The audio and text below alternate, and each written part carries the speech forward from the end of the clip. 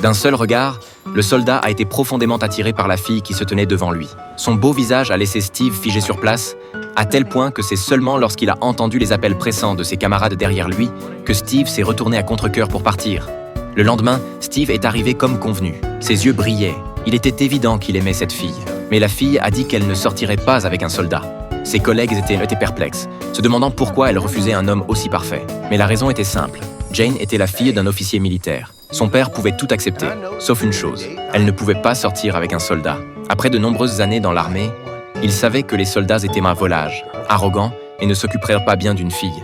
Le père ne voulait pas que sa fille soit blessée.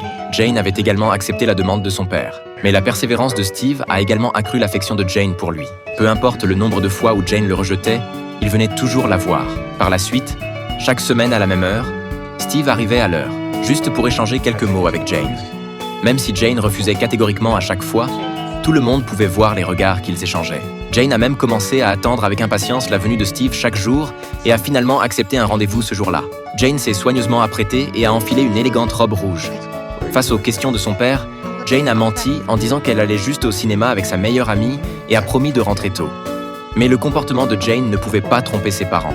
Ils savaient tous les deux que Jane était sûrement amoureuse. Le pire, c'est que la meilleure amie et son petit ami étaient très intimes dès qu'ils se sont vus, ce qui a laissé Jane et Steve perplexes.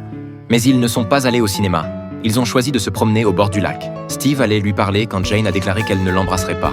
Mais Steve n'avait pas du tout cette intention. Il était d'accord avec ce que le père de Jane avait dit. Beaucoup de soldats ne savaient pas comment traiter les filles. Mais il a dit qu'il était différent de ces hommes-là. Ils se sont assis sur un banc dans le parc et Jane a confié à Steve qu'elle regrettait l'université, mais que ses parents avaient brisé tous ses rêves. Steve a écouté attentivement et l'a réconfortée de manière appropriée.